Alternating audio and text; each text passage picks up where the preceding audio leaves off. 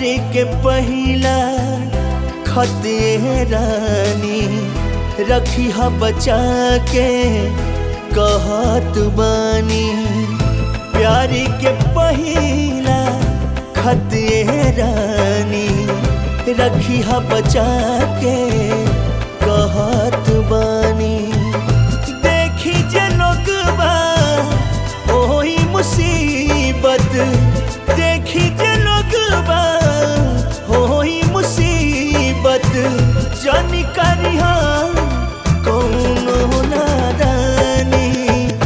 प्यार के पहिला खत रानी रखी हा बचा के कहत बानी।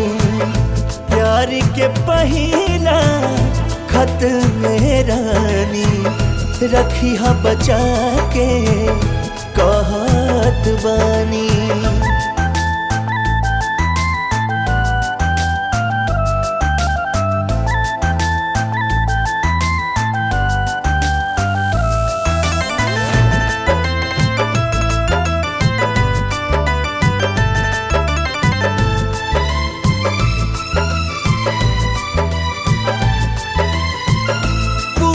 भइला अपन प्यार के कहानी, बनी नाही पौलू हमर सपना के रानी।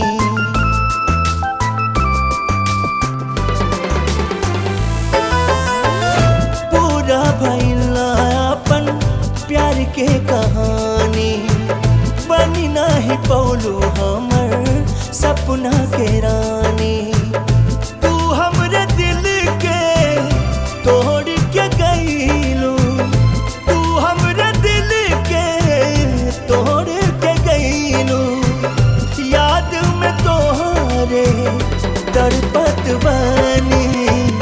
प्यार के पहिला खत रानी रखी हा बचा के कहत बानी। प्यार के पहिला खत रानी रखी हा बचा के कहत बानी।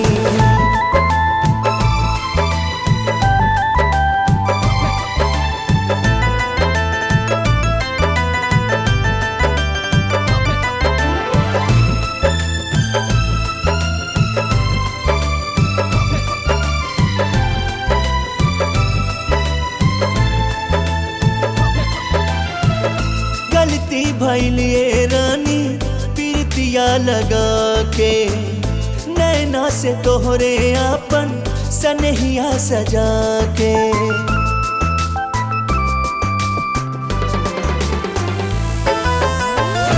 गलती भइलिए रानी प्रीतिया लगा के, नैना से तोहरे अपन सनहिया सजा के।